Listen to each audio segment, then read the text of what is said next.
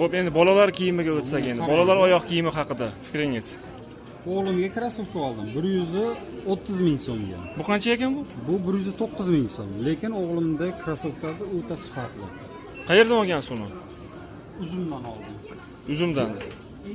Uzum marketdan ana bunaqangisidan oldim. Mana buni 109 ming so'm qo'yib qo'yishdi. Lekin sifat o'g'limdagi yaxshi. 130 ming so'm, 20 ming qimmat, lekin juda zo'r. Xullas, ko'pchilik qiziqyapti-da, Xitoy magazinida arzonmi, qimmatmi deb shu Qo'qondagi shu. Почти o'xshab ketadi, bir xil. Deyarli Ba'zi narsalarda nisbatan arzon.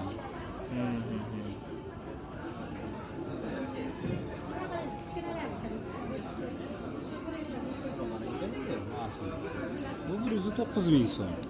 Shuncha katta poyabzal. Mana uni narxini qarang. 115 ming so'm. Bolalardagi qimmatroq ekan. Qimmat yuradi ekan, ha? O'sha kommentariyada ham fikr bildirishyapti o'zi, bolalar kiyimi qimmat yuradi deb.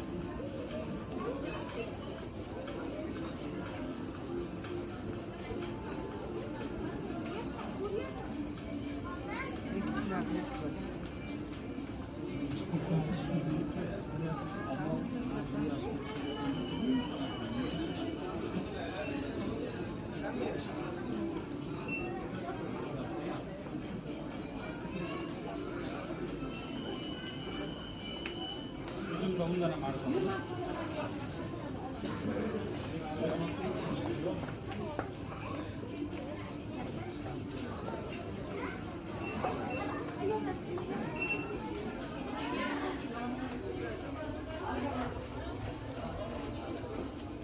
Bu 200 ming so'm ekan. Qarang, sifat yaxshi-yu. Sifat zo'ra? Sifat zo'r. Narx qimmat deysizmi? Narx qimmat, 200 ming so'm. 200 mingga kattalarga bitta oyoq kiyim beradi. Kattalarga beradi.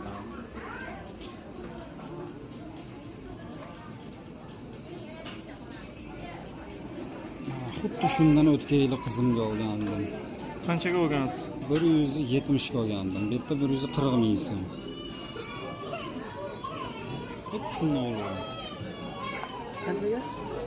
170 ga olgandim.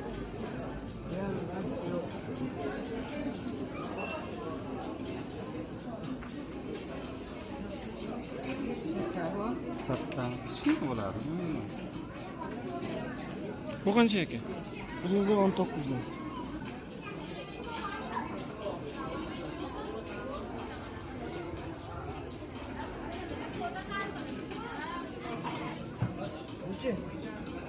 Tushadi.